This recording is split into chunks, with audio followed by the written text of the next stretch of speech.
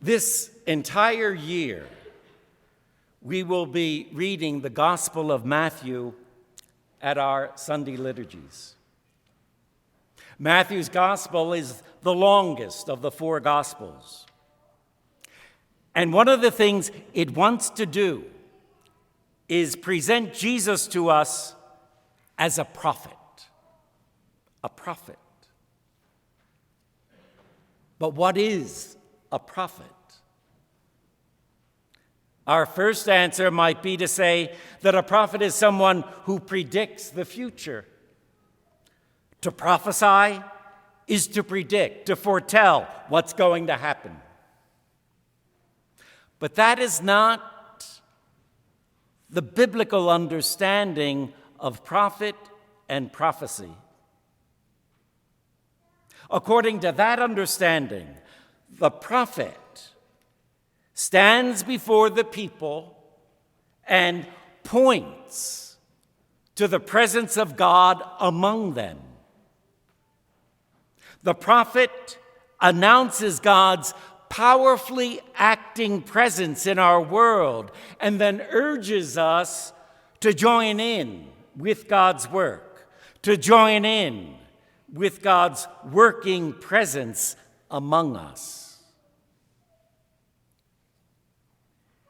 In the Hebrew Scriptures, the prophet is always a kind of cheeky challenger, a challenger taking on the religious establishment.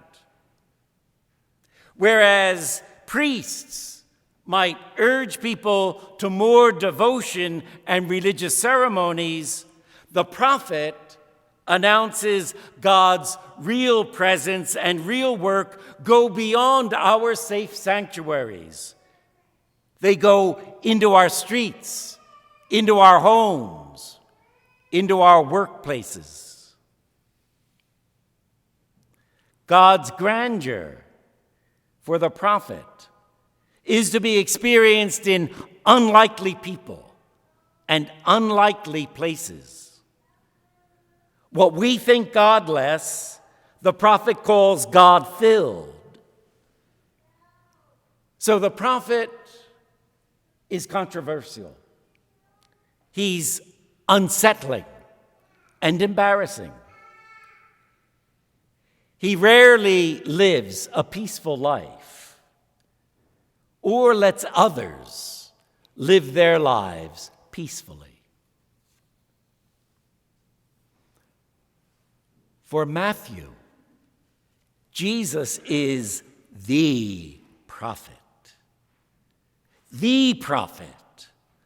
pointing to God's presence in the world in an absolutely reliable way. Jesus calls that powerful presence among us the kingdom of God.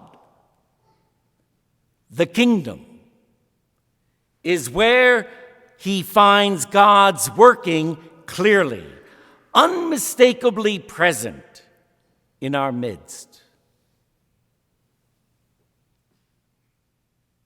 Today's gospel shows Jesus beginning his ministry as a prophet. His first word to all and to us, his first word is change. Change your life. And with that, he is announcing God's presence. God's work is our change. God's work is our lives being changed. And the change that Jesus announces is deep. It's very deep. The Greek word Jesus uses for change is metanoia. And that kind of change means a radical rethinking and re-understanding, a radical revaluing of life itself.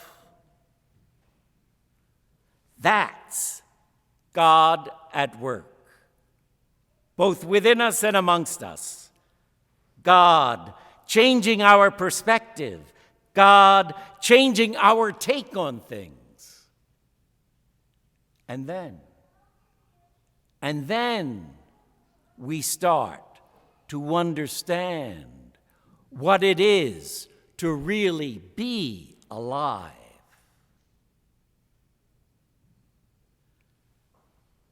To be alive. To be fully human comes to mean this. It comes to mean being full of compassion. It comes to mean being compassionate as God our Father is compassionate, bringing mercy, help, support to those in need. The change, the metanoia God is bringing about is truly something joyful. It cleanses our hearts of the narrow, selfish interests that so diminish our daily lives. It frees us from things we do not need, and it frees us for people who do need us. Our God-worked change, our metanoia, or our conversion. Our conversion begins when we discover that the truly important thing is not figuring out how to earn more money, but how to be more human. Not how to get something, but how to become ourselves. How to become our fully human, compassionate selves. That's the kingdom of God, Jesus declares, is coming upon us.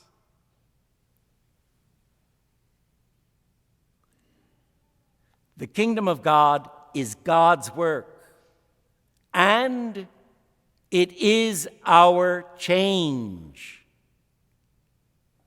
Jesus, our prophet, is pointing to God's clear, unmistakable presence among us in an absolutely reliable way. And he calls us to join in with God's work. He invites us to become part and partner in our own wonderful transformation. He calls us to become his disciples. Follow me. Come after me, he says to us. And together, we will heal our sisters and our brothers. We will heal them from everything that destroys and degrades their humanity. Change your lives and become my church on earth. Change your lives and become God's kingdom come down to earth. Change.